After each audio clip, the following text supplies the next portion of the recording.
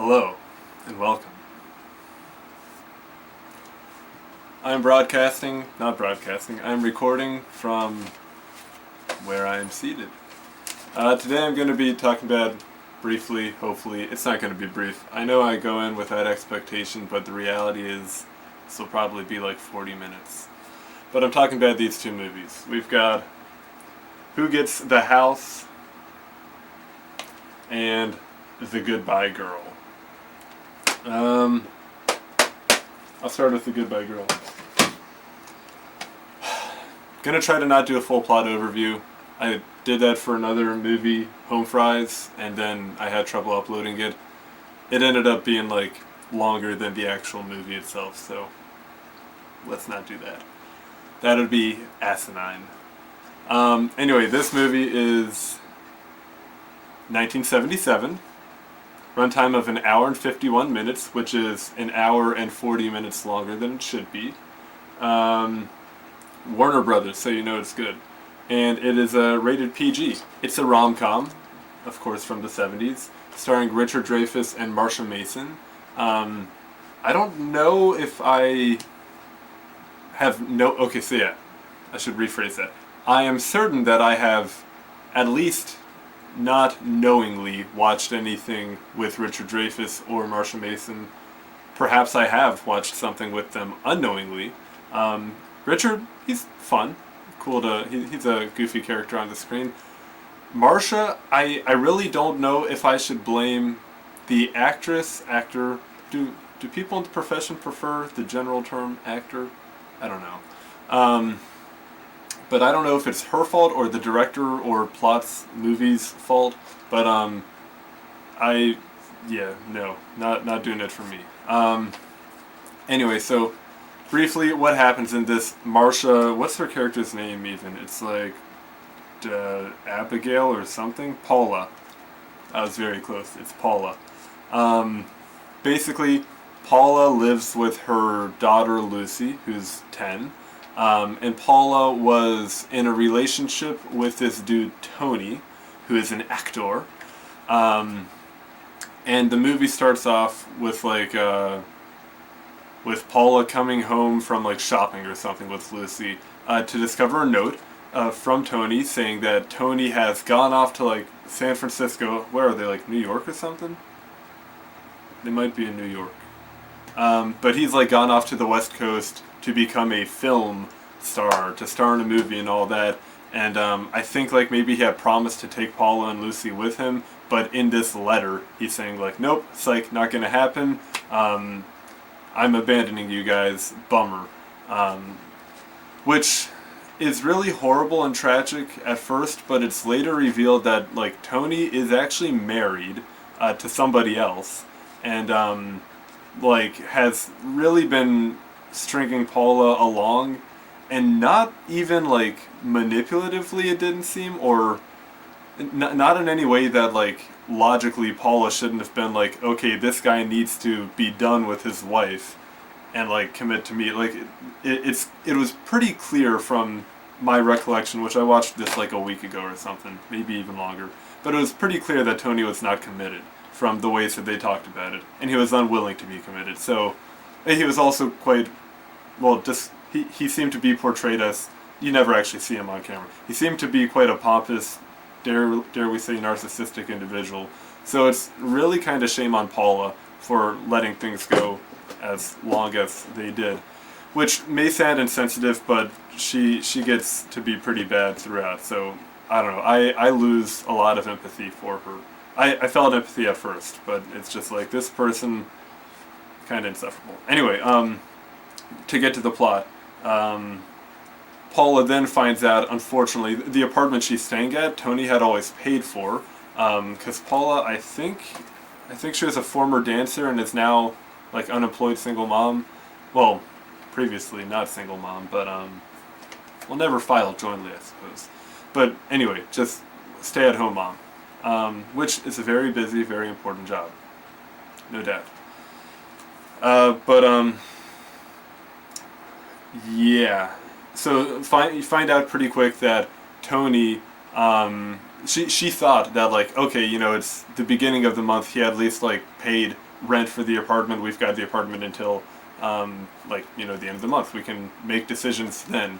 But she meets her landlord, and you find out that Tony sublet the apartment, and Paula and Lucy have to be out of there by the next day. And Paula's like, ah!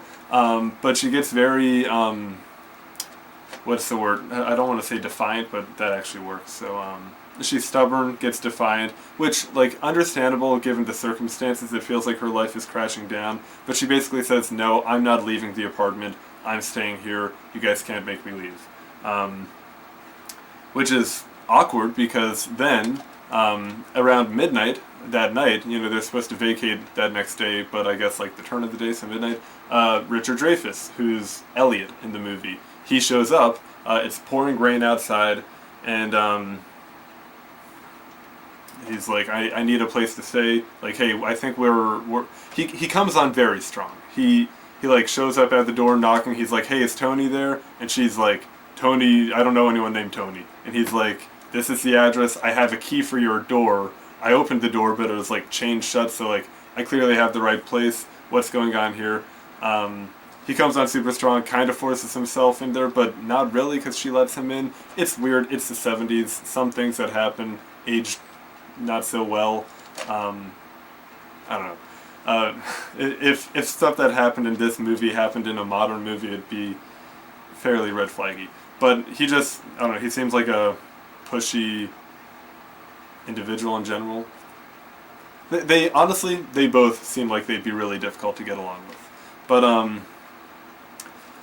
he decides, they determined that he has technically, Tony sublet the apartment to him, Elliot, and so he's like, yes, technically this is my apartment. I have keys. You are squatting here. He says more or less to Paula and Lucy, but Paula is defiant and still will not leave the apartment. And he says, okay, given your circumstances, it sounds like we both kind of got screwed because you don't want to leave, and I have no money now for rent in another place because I already paid Tony, but this is also technically my place, because I subletted. He and she come to agreement that they will both live there together. But legally speaking, it is Elliot's place, and so it's also quickly established. Well, Paula tries to get dictator on everything. She's like, Elliot, you cannot do X, Y, Z. You have to don't leave your room between these hours. Basically, she comes down authoritarian. You can only pee at this time or something, and he just he flips. He's like, no, actually, I'm paying for the rent, so these are my rules, and he lays down his rules, and it's weird. It's weird because I am a fan of movies where the women are able to actually push back against oppressive powers, because I think it's important for women to have the ability to stand up like that. But it's hard for me to root for Paula in this because she is just really kind of a poor person in my opinion. So I was leaning on Elliot's side there. And throughout the movie, Paula's like, this is my house, so my rules, and Elliot's like, no, it's my house, my rules. And she, I think, usually submits, but anyway, let me just show a clip from this real quick. I have something queued up here. I'll show this, and we'll see where we're at. This is like 40 minutes into the movie, so things have been going a little bit. Let me make sure that that's stopped, and then get this.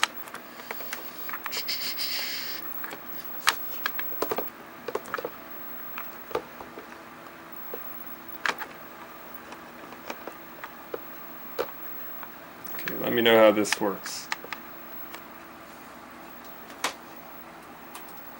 This is like, I don't know, a minute and a half. What her? Who's gonna go in there? In my house? A girl in the bedroom? Why didn't you say something? Sorry. You want me to write rules, don't you?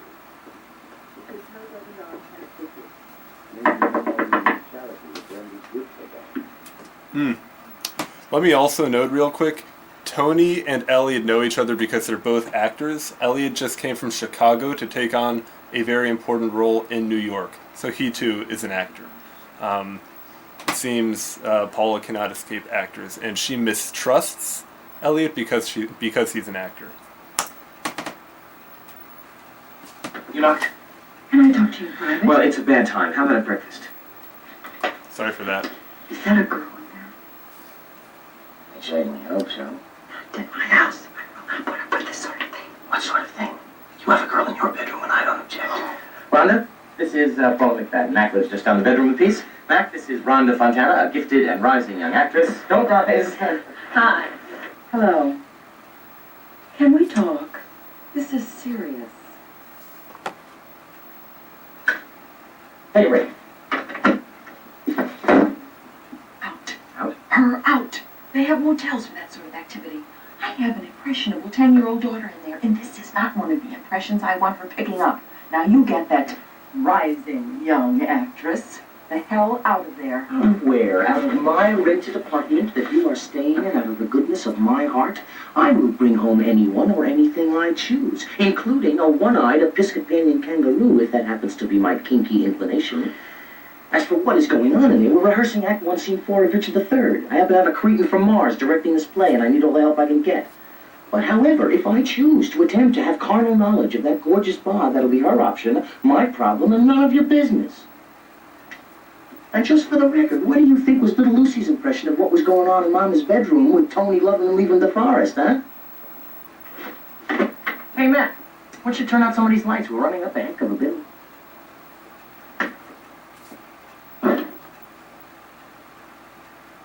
Think about your life. You okay? I'm fine. Let's go to sleep.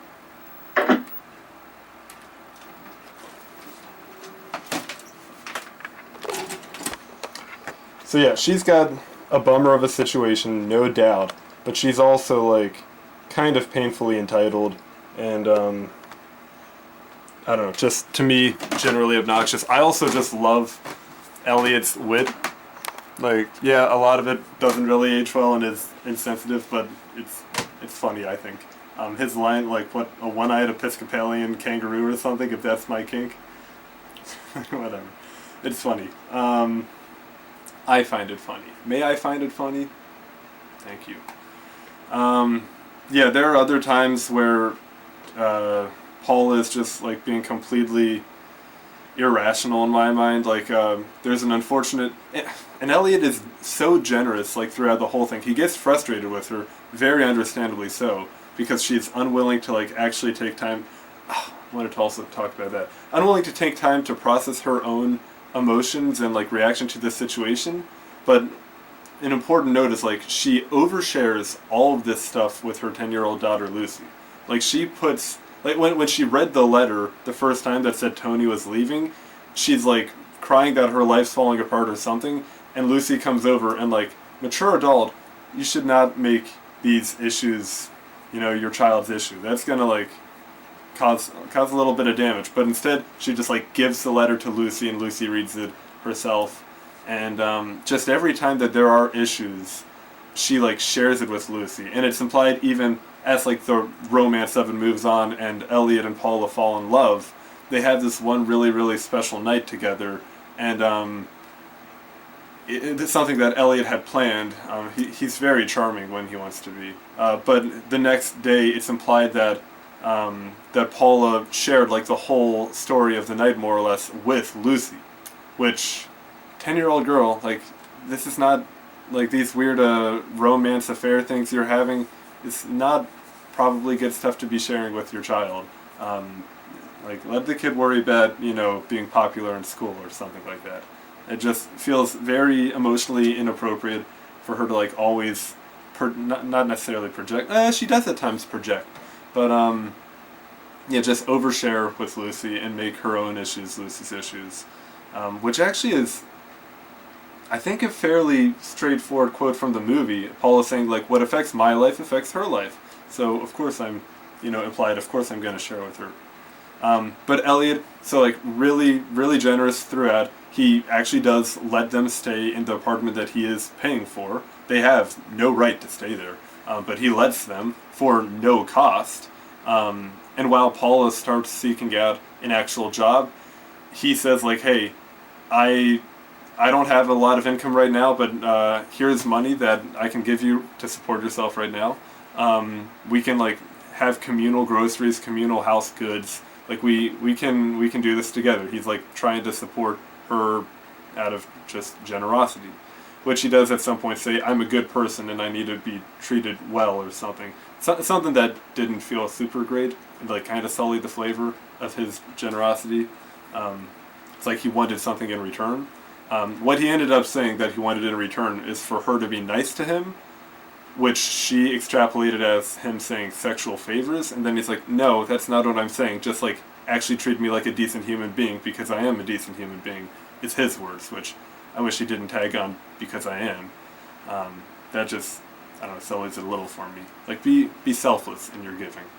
But, yeah. So anyway, he does stuff like that, and tries to like support them as best he can, and is generally just a nice guy, reasonable, quirky, wacky dude. You know, like he's weird, no doubt, but he's an actor, so you're supposed to be weird when you're an actor, according to Hollywood. Anyway, the one irrational scene that I was going to mention is he decides to be nice and like buy Paula some wine or something for her to like calm down, or I don't know. It's the 70s. You know how it goes. Wine fixes everything. And while he's in the liquor store, Paula's waiting outside with a bag of groceries, and a couple people come up and mug her and like steal her purse and like all this stuff. She starts freaking out, and Elliot didn't realize this was happening. He comes running out, and these people are like driving away fast. And Paula's like, "Aren't you gonna like chase after them? Like, aren't you? You gonna come on, Elliot, run after the car and like whatever." And he's like, "No, why would I do that? They're potentially dangerous. I don't want to put myself in harm's way. Like, we can report this to the police, and like they're in a car. I'm not chasing a car." Eventually, though, she like guilt trips him or whatever into actually doing that.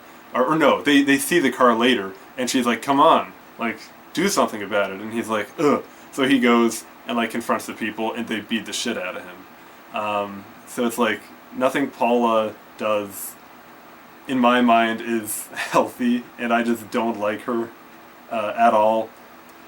Elliot, he's weird. He's the kind of person that like, you know, if you see him at a bar, you start talking, and you're like, "This guy's entertaining, and I'm glad that in 30 minutes I can leave and never see them again." They're both just weird, and it is, to me, unfortunate that they actually do end up falling in love, because, I don't know, I just didn't detect any chemistry between them, which I meant to include. Where did I throw? Oh, cell phone.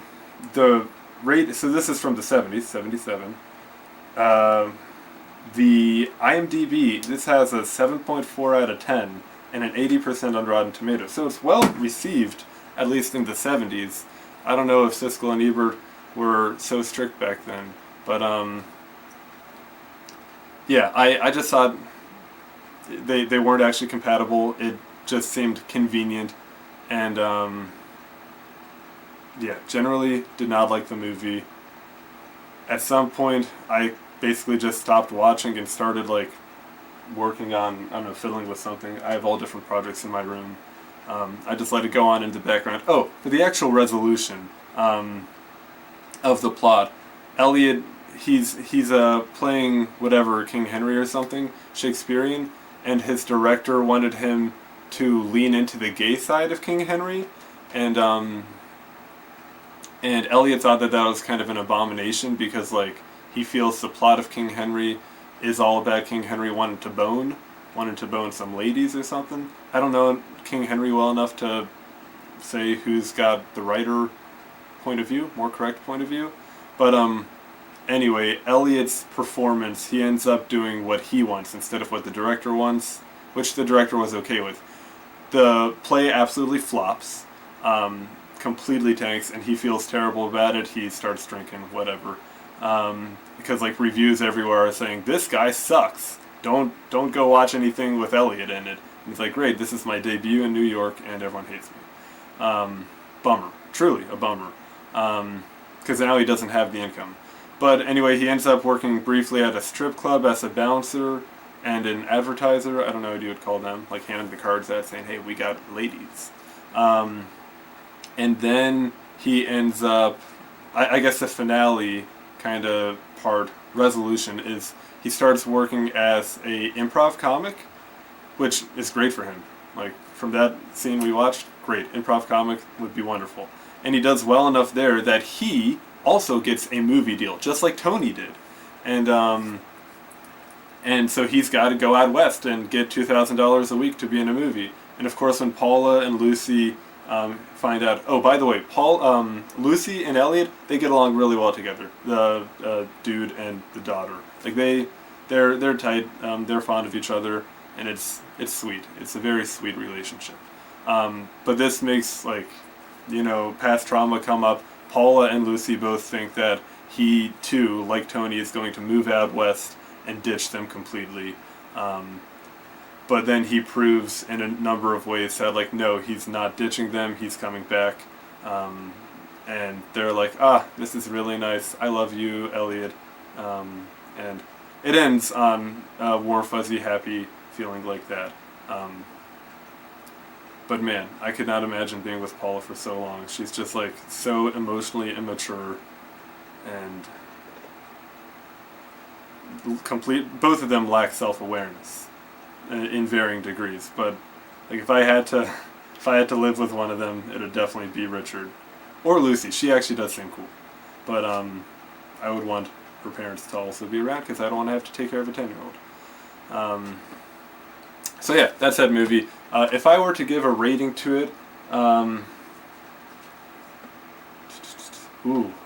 I haven't actually had to think of this. Is it out of 10 or is it out of 5? Ooh.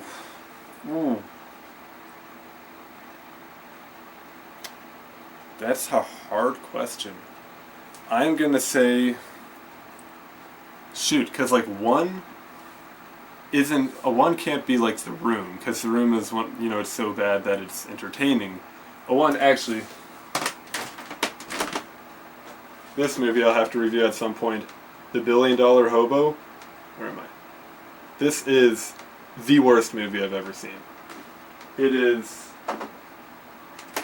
obnoxious, like the soundtrack that they play. I'm starting to review it already.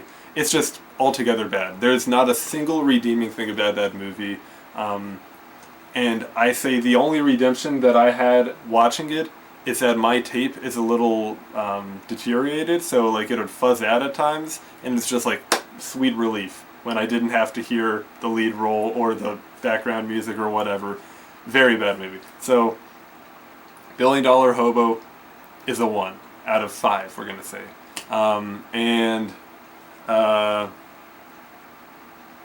What's a really good movie that I've watched that I have in here?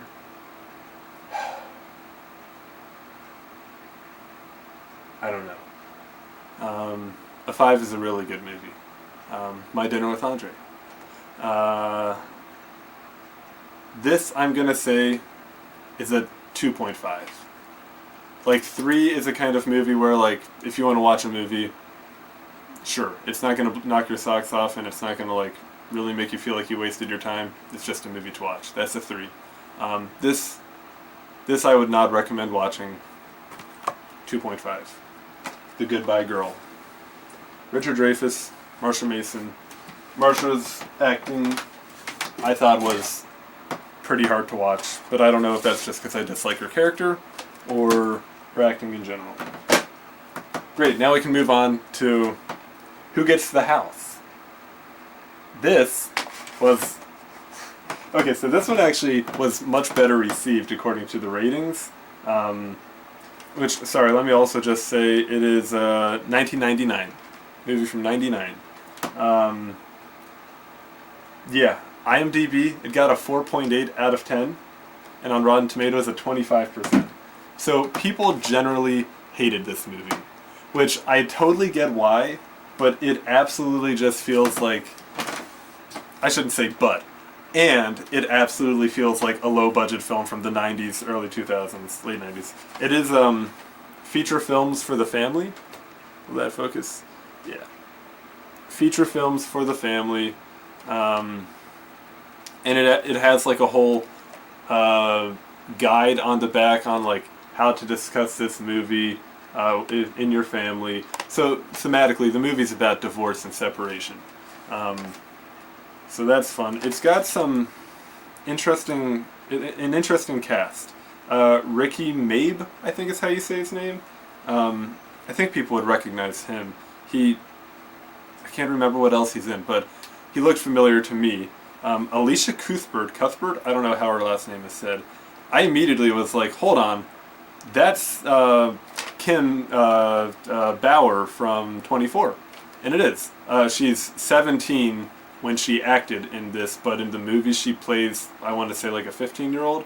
But yeah, I guess one of her earlier things here, Kim Bauer, Jack Bauer's daughter from, do I have a low battery sign going? Give me 1 second here.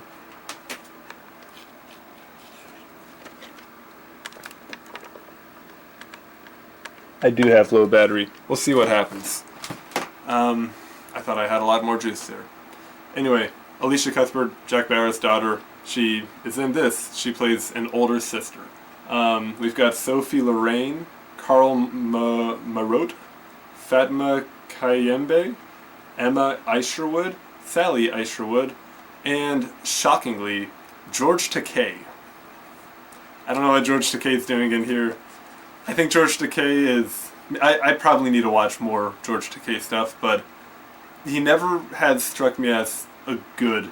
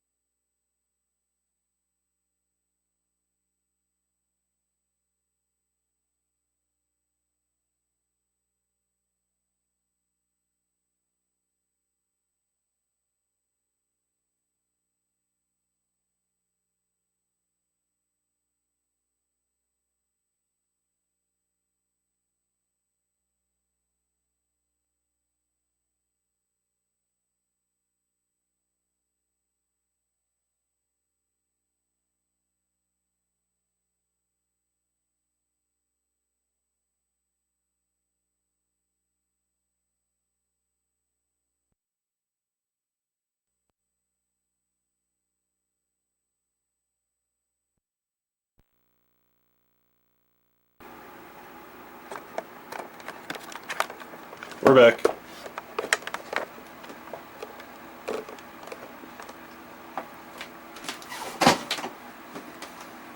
We're back.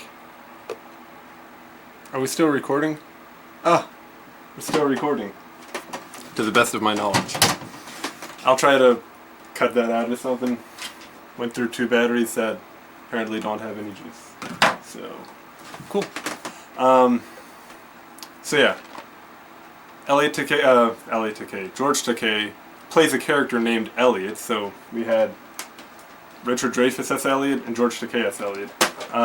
Yeah, I probably haven't seen enough George Takei stuff, but like generally I just haven't been impressed with his acting.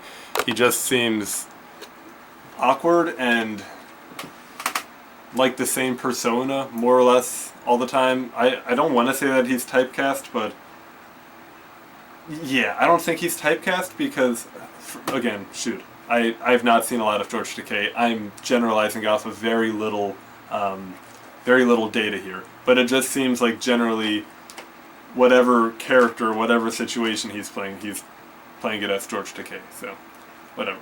Which, I'm not saying I could do better. Yeah, but whatever. So yeah, this movie, it's about divorce. We have an oldest sister, second in line kid, so the kids are old sister, I don't remember their names at all. Old sister, boy, younger, like middle sister, and a youngest, probably second grade sister. So like she's very kiddie. And the parents are, I might have their names, Dawn and Rebecca. Dawn and Rebecca are the parents, and they still love each other, they say, but the flame's not there anymore. And the kids have this other friend that is kind of their guide through their parents falling out of love, falling out of flame. This friend of the kids, her parents are also divorced, and she's like, yep, I've seen this before. When this happens, this is also going to happen. Your parents are getting split up. And like the question will be, who gets the house when your parents are split? There's some interesting scenes where like it flashes to Don sitting in therapy and talking with his therapist, and also Rebecca sitting in therapy and doing likewise. And it's interesting for a couple reasons. One, it's the late 90s and people are going to therapy and it's not being made fun of, so great. And then two, they're like talking with their therapist about like what happened, why is our marriage not feeling like it used to, and Rebecca says like, I don't think that I've changed, like, so I don't know what's happened. And Don's like, she hasn't changed, I have.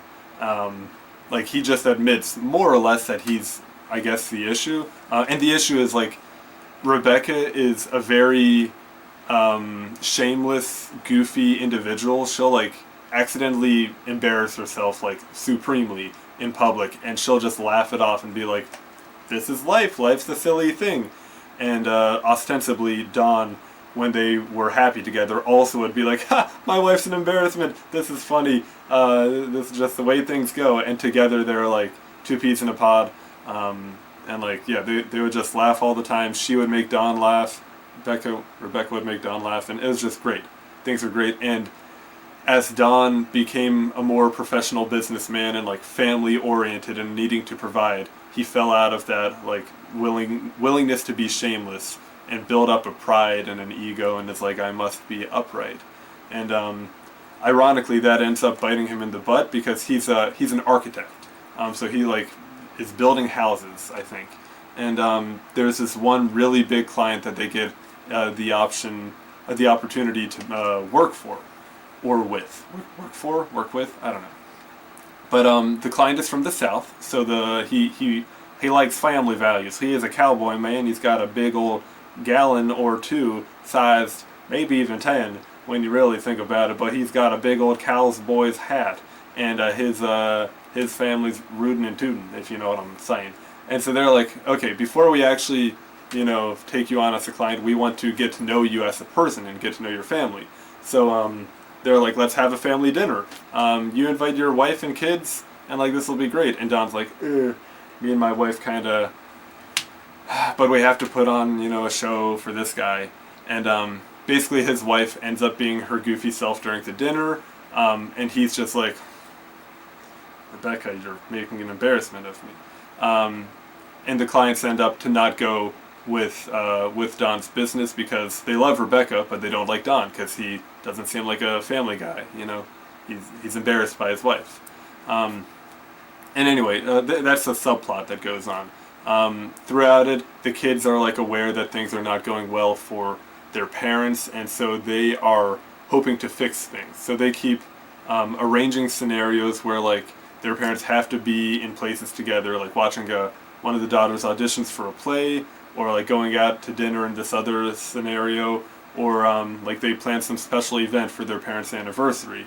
They keep trying to make things work for their parents, which is really endearing and really sweet and really sad because it never does work out.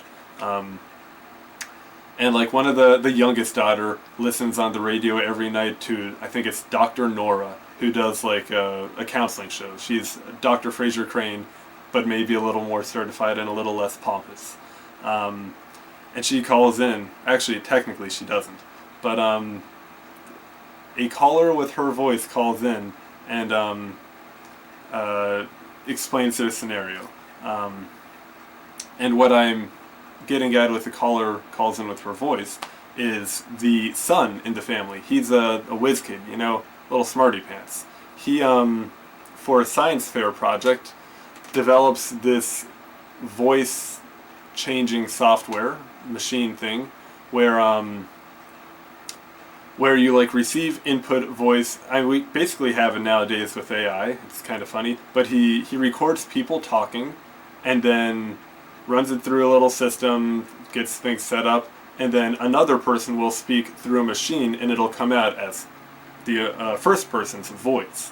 So you can make somebody that you can make one person sound exactly like another person. Done in sci-fi tons of times. It's normal enough concept.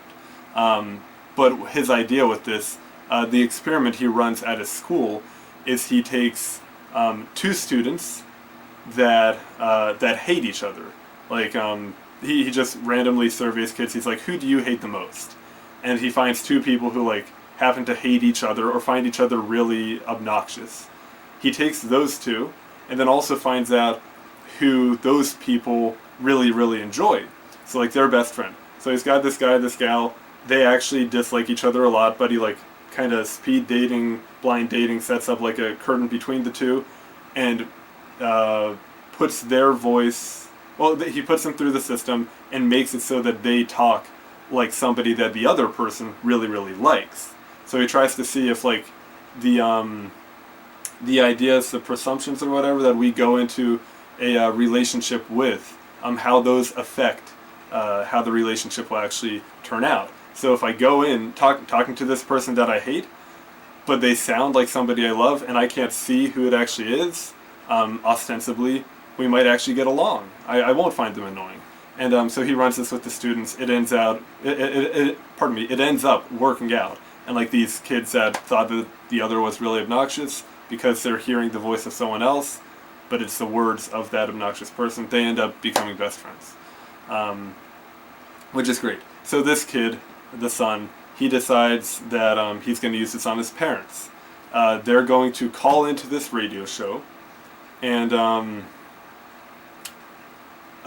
they will both be vocoded without knowing, and basically the parents, he sets up a date on the radio show for his parents, but his parents don't realize that they're talking to each other because he's using the machine. They know that they're going through a machine, and that it's for like an experiment. But anyway, on live radio, they have this really, really touching time together and like actually connect again, and then find out that that it was the other person, that it was their ex, their significant other. It was Don and Rebecca, and it's like, oh, this is actually really awkward and really uncomfortable and really embarrassing, and things aren't good. So that happens. It gets weird there, and basically every attempt that the kids make to hold their parents' marriage together fails. And that's a bummer. Things do change though. I actually have the scene pulled up that kind of changes stuff. It's around George Takei. George Takei saves the family. Runtime, by the way, is 98 minutes. So put that in your pipe and smoke it. So here's a lovely scene with George Takei. I want to pretense whatever this scene in saying that George Takei is, or in telling rather, George Takei is like the family handyman. He's always working on their house for them. The kids love him. He's like babysitter as well. He's just like the family friend for this family. Yeah, he takes the kids to the mall, babysits for them when the parents are having trouble, like fighting or whatever. Yeah, he's always there to help out. And actually, real quick, I I'm realizing I did not ever explain the who gets the house thing, the actual title of the movie. So the parents are splitting. They're going to not be living together anymore. And so the question is, like, who gets the house? Does Don get the house? Does Rebecca get the house? And then the kids find themselves in a funny legal situation due to other subplot I won't get into. But they tell their parents, like, hey, we don't want to have to move back and forth between y'all's houses just because y'all don't love each other anymore. So instead, we, the kids, due to this funny legal situation, we are keeping the house. And when it's y'all's weekend, you can come over here and the other parent leave. You know, when it's mom's time, mom comes over, dad leaves when it's dad's time, vice versa. Which is actually like, hey, I love that. Let the kids have a consistent environment. My parents were divorced when I was, well, yeah, they got divorced when I was quite young, and we ended up having split week custody. So like Monday to Wednesday, mom's house, Wednesday afternoon to Friday, and like, yeah, and that at our dad's house, and then weekends would swap. And that was a lot of environmental change and required, just like the actual culture of the different houses shifted so much, and it's stuff that like I still have to work through today of like knowing how I'm supposed to interact in different scenarios, which ultimately I'm supposed to be myself in whatever scenario. I don't have to shift who I am depending on my environment. So kind of love that about this, that like, hey, the kids are like, we're not going to be the ones changing because of your issues. You change. So that's kind of balls. I loved it. Just me also saying I love balls. Anyway, let's watch this. The thing I like about this scene with George Takei is, for the first time, George, like, Elliot is his name in the movie, Elliot gives his opinion on a matter to Don, and basically tells Don, like, hey, yes, you already have told yourself and your therapist that you are the problem in the relationship, so, like, hey, change. Which is great. Finally somebody's honest with Don, and that is so important for people to actually be honest. But why I particularly like this is because it is in this scene revealed that Don and Rebecca have been like trusting Elliot around their kids for a long time, and they know nothing about this dude. This scene reveals that Don and Elliot know absolutely shit about Elliot. Don and Rebecca. Did I say Don and Elliot? Yeah, they don't know anything about Elliot, and it's kind of humorous that they've been letting their kids around him not knowing who this guy is. So, I like that. Just like, you guys are bad parents. You guys are really bad parents. Let me get this queued up.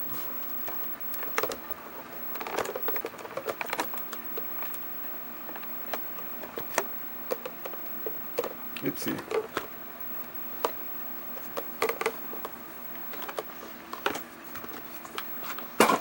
Oops, having camera trouble. Okay. Sorry for the beam across the screen. That's just the way it is. CRT. Okay. Enjoy.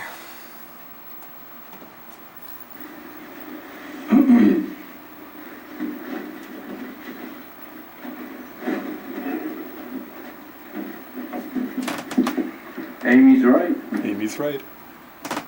Excuse me? You're not telling her you love her in the way she needs to hear it. Elliot, this is none of your business.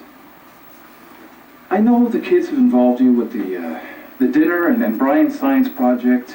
The babysitting, the mall. The babysitting, the mall.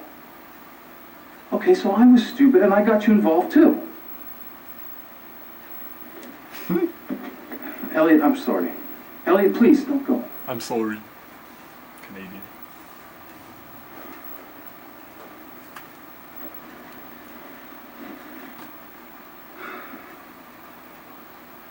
Are you married?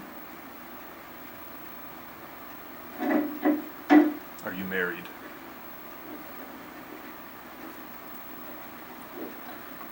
I was. Well, My family was killed by a drunk driver. Every day of my life, I lived with the pain I felt when that policeman came to my front door. I'm so sorry. Are you? Really?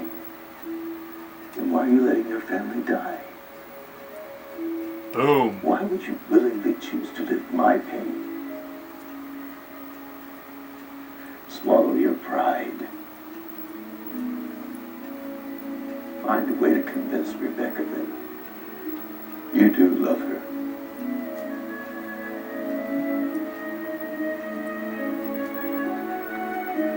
Exit Elliot. I love Don's character, or actor, because he like, well, first of all, knowledge dropped by Elliot, good stuff. But Don, this guy, like his cut, he looks like a freaking like 6th grader. No, 6th grader's got a flow. He looks like an awkward 8th or 9th grader with this haircut, and it's that way like the whole movie. He just he just looks a little silly to me. I love him. I love him. Boop. Yeah. Anyway, that's that. Let me get back oriented here. Doing. Now let y'all see that I'm actually in my undies because it's hot in my room. Is this a good height? Nope, we need a little bit higher. So that's that. Like, they don't know anything about Elliot. Just, it takes this long, all this stuff, for him to finally be like, "You married, Elliot?" Because I think I'm single. I'm newly single here, so, you know, you're a good-looking fella. You married? They don't even know if this dude is married. He spends all this time at their house, and he's like, "You married?" I don't... Sorry, I'm looking for the sleeve. The fact that they don't know that he was married and his family all died in a drunk driving accident is kind of hilarious to me. I obviously don't think the death part is funny. I think that drunk driving is extremely heinous, and yeah, talk to me about my totalitarian desires for restriction on transportation. I'm very anti-cars. I love public transit. Yeah, they don't know anything about Elliot, and they're just like, "Kids, go hang out with Elliot. It's so great." But yeah, that is a great scene there as well for Don, because he actually does like reconsider stuff. It took like this face-to-face thing here, and just honesty for him to reconsider, but he does. And yeah, so a lot of subplots go on throughout this movie. While he's this architect doing all this stuff, Rebecca has been organizing. This is so freaking late 90s, early 2000s. She is like the director for a synchronized swimming theatrical production type thing, just like synchronized swimming routine.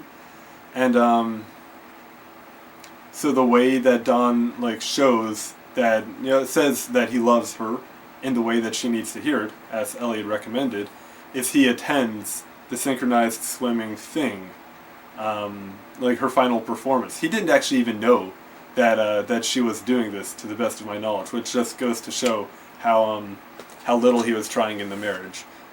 So he attends it, and like for the first time in the whole movie, he actually laughs at her performance, because it is embarrassing. It's a stupid show. It's like Hippo Queen sings something. I don't know. It's a very odd thing, and it's goofy. It's very goofy, but Don is seen in the audience laughing and having a good time, and it's like something there finally changed. He's able to laugh at and with his wife again, just like they had in the past, which she loves being laughed at. She loves it. It's good for her. Unfortunately, he also, that night, he was in a tux in that scene, he has to go to an award banquet and accept award for like greatest man of the year. So he's not able to stick around and like talk to his wife after her synchronized swimming routine. So she doesn't actually even know that he was there, which is kind of sad, because like that could have done something, potentially. I should also say Rebecca was like really hopeful throughout most of the movie that we can make amends. I just need to make him laugh or something, and like we'll fall back in love. But on their anniversary night, the kids had planned like this really romantic thing, and it was super nice. And Rebecca thought that it was Don's idea to plan this whole thing, but Don had actually forgotten their anniversary, and Rebecca made some deal that like this particular date of their anniversary was like a palindrome, or some special numerical thing, and it's like, how could you forget this? This is the only of our anniversaries that is this special little configuration. And he's like, I just forgot. And that was kind of the final straw for her. She's like, okay, this guy doesn't love me, there's nothing that can be done. So she's got this negative attitude. She had been trying to salvage it for so long, but at this point she's like, not worth salvaging. So now she's got a rotten attitude. I shouldn't say rotten. She has a reasonable attitude. Very reasonable. Like, hey, juxtaposition of Who Gets the House versus Goodbye Girl. Golden Girls. Like, people are irrational and illogical in Golden Girl. Damn, Goodbye Girl. And in Who Gets the House, like, yeah, it seems like a reasonable, good portrayal of a bad relationship. And for that, I love it. And yet, Who Gets the House was rated so poorly, so whatever. But finally, how does it resolve? The mother goes to the award banquet as well. Rebecca makes it to the award banquet as Don is giving his acceptance speech. And it is a sweet speech because he has, at this point, reconsidered things. He's recognized the error of his ways. And he says in his speech, like, I'm not the greatest man. I don't deserve what the award says here. But rather, my wife, like, is what's important in my family is what's important. And I have not made that a focus, and I should. Like, he repents, you know. It's great. But the wife, having seen that, thinks it's, like, just for show. Or, yeah, she gets the wrong idea, understandably. Like, she thinks he's just putting on a little performance, and so she storms out of there. And then he chases after her, and accidentally does something that would embarrass her, and he starts laughing just like he always used to when they were happy. And I don't remember if it's in that... No, she's still... So, okay, she's wearing, like, a wedding dress. Her wedding dress. It's weird. I'm not going to get into that. But it was for her synchronized swimming routine. She put on that wedding dress. He's in a tux. And in front of this whole banquet hall, he, like... No, maybe the daughter accidentally steps on the dress and it, like, strips her down to her skivvies. Which usually is a thing in the past that she would just laugh off. She's like, oh, it's so funny, I'm embarrassed, I'm, like, in my underwear in front of a ton of people. She doesn't laugh in this situation. But Dawn does start laughing, just like he would have, 10 years ago when they were happy together. And she's like, come on, man, don't laugh at me now, this is insult to injury. And the kids are like, kiss her, kiss her, kiss her. And it's really cringy. But he does, and I'm sure they had better nuance in it, but he does, and it ends up repairing stuff, and I guess they live happily ever after. I don't remember the ending super well, but it wasn't overly cheesy or, like, overly irrational. Like, it actually made sense how things happened. The progression of their relationship, and of course it just ends on that happy note. So that's nice. It's a fun movie. I want to say, like, would I recommend it or not?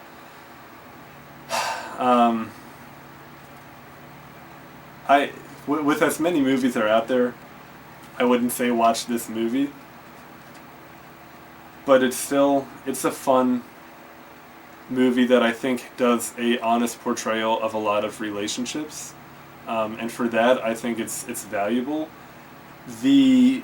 One of the daughters, so there's, like, Kim Bauer. No, Kim? I've been saying Kim. That's the mother. Is it Jen Bauer? I don't know. I'm sorry. Kim's the mother, pretty sure. But yeah, there's her, Alicia Cuthbert, whatever. Then the son, then another daughter, and then the youngest daughter. This daughter, the middle of the girls, is a inconsolable tattletale. I don't know if that's the right... I shouldn't say inconsolable. What is it? I cannot think of the word. Like, she cannot... Darn, it's right there. Right there. She cannot help herself but tattle. Like, she needs to tattle on anything that is being done anywhere. And, like, her siblings hate it. And it is horrible to watch. Like, I want to hit this child. If I could like go to the set, I would punch the director and then the actress. Like, I'm sorry, but they do such a good job of portraying this type of person, of the person that just like has to report any kind of malfeasance they see in the most trivial of cases.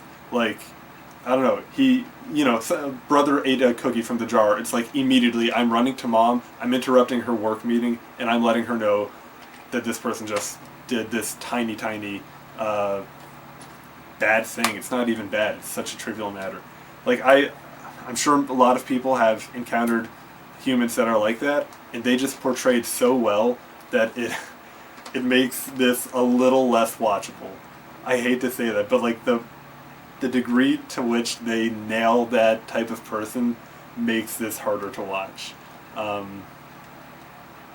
which is both a compliment and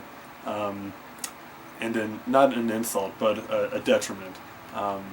It's a double-edged sword. You nailed such a dislikable character trait so well that it makes the movie harder to watch. Good for you. But yeah, I do just really like it for the good portrayal of relationships. It is overall fairly cheesy plot-wise with the kids, the son's little invention there with the voice switching thing, and a lot of the actual plot is really, really cheesy. Okay, yeah. So here, let me say this. Forget anything I've said. Every 50 minutes of this, 55. As a movie, as a piece of cinema, I'd say that this is probably not worth watching. It's low budget, it's whatever, it's got annoying moments, but it is also sweet at times. As cinema, not the greatest film. But as a good portrayal of relationships, I think it is good. Shoot.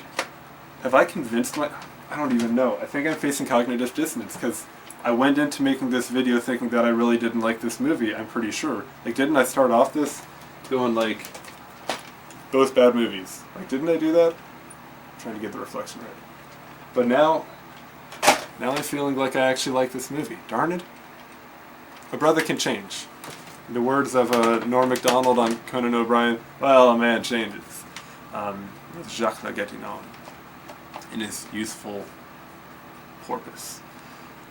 Shoot, darn, maybe I need to rewatch this and like determine how bad of a movie it actually was, like as a piece of cinema.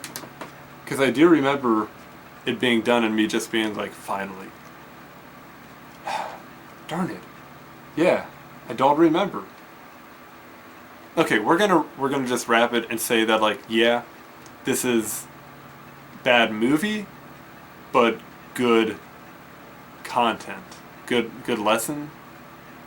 I don't know. I think that's where I want to drop it.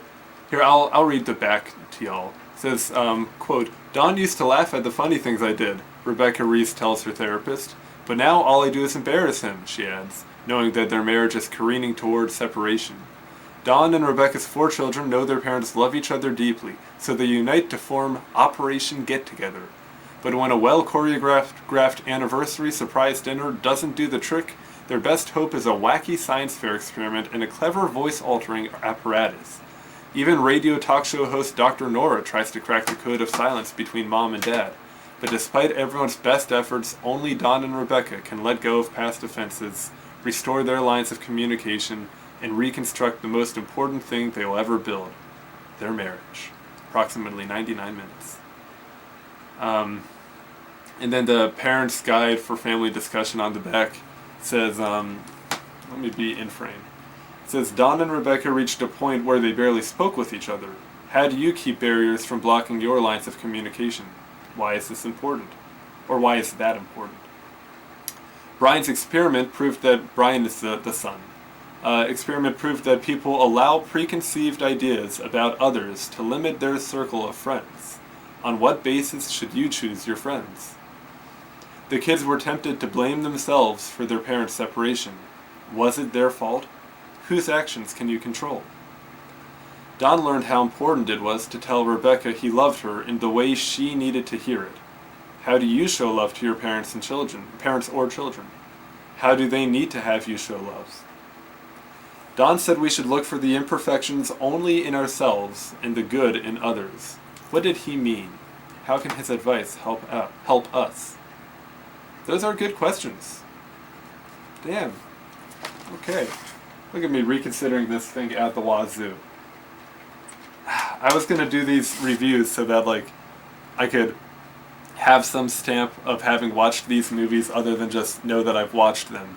Because I'm a very cataloging information type of person, unfortunately. So it really hoists my petard.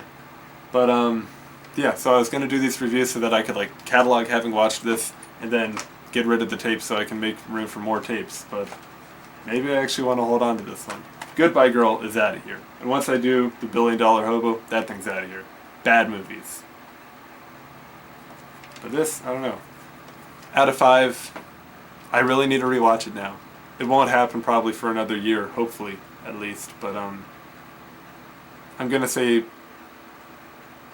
probably for a piece of cinema it's like a 2.5 or 2, but for the lesson it's probably like a 3.5 or a 4.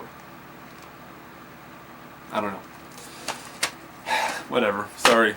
Ooh, I almost dropped that. Sorry for changing my mind about stuff. God forbid a human changes.